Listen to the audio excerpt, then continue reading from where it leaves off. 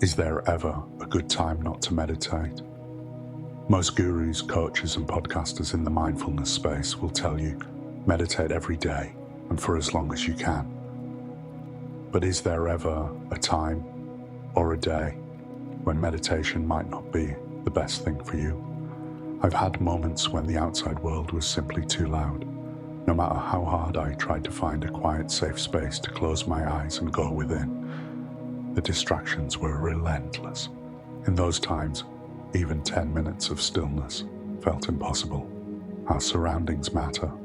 They shape the ease with which we can rest our minds. But sometimes, even when the world outside is calm, the storm is internal. Fear, sadness, or even overwhelming joy can drown out the peace I'm trying to cultivate. And that's the paradox. Meditation is meant to help us acknowledge and heal these emotions. Yet there are times when they feel too deep, too raw, too consuming. Sitting with them, even for 10 minutes, can feel like a lifetime of anguish. So what do I do then? Do I press on and meditate anyway? Do I skip it and feel guilty for missing a day? And if guilt enters the equation, is meditation still a practice of peace, or just another item on a to-do list? It reminds me of the concept of self-love. We're told to read a good book, take a hot bath, cook a nourishing meal, or spend time with a friend. But if we feel pressured to do these things, are they still acts of love, or subtle forms of self-sabotage? And if we choose to do none of them, simply because we don't want to, is that self-love too? The truth is, it is, and it isn't. Meditation is an invitation, not a mandate. It's a chance to close down the outside and go inward. But sometimes stillness isn't available. Trying to force it when my body and mind are struggling doesn't honor my rhythm. It's not just fear or sadness that can be disruptive. Sometimes joy, excitement, or overstimulation can be just as distracting. The emotional temperature of my mind isn't always conducive to stillness, and that's okay. Forcing meditation or any mindfulness practice can become an act of control rather than discipline. Control, when misused, can be destructive. It convinces us that something is good for us, even when it might not be. Life already demands so much of us. Bills, work, family.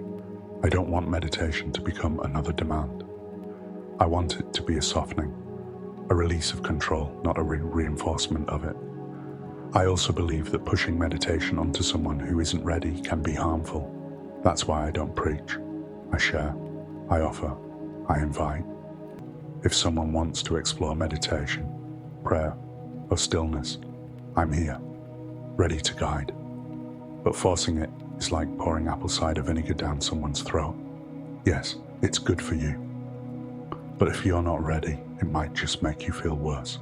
When we see someone struggling, our empathic hearts want to help. We reach into our toolbox and offer what's worked for us.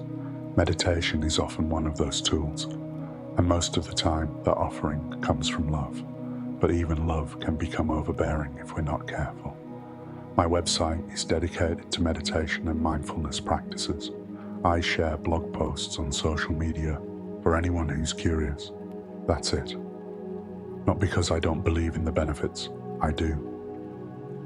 But because I honor that it's an individual calling. You can lead a horse to water, but you can't make it drink. And I don't want to make anyone do anything they're not ready for, just as I wouldn't want someone telling me what I have to do, unless it's about being a responsible mother, daughter, colleague, or citizen. So here's what I'm learning. I don't need to feel guilty for skipping meditation, whether I'm in a noisy place, inside or out, or simply too tired. It's okay. Maybe that day my practice is something else. Maybe I go for a walk and let the rhythm of my steps quiet my mind. Maybe I play with my dog and let joy be my anchor. Maybe I wander through a store, not to buy, but to observe and breathe. Maybe I play a game and let laughter be my medicine.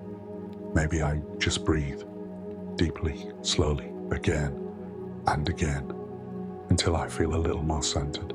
Maybe that's meditation. Maybe that's enough.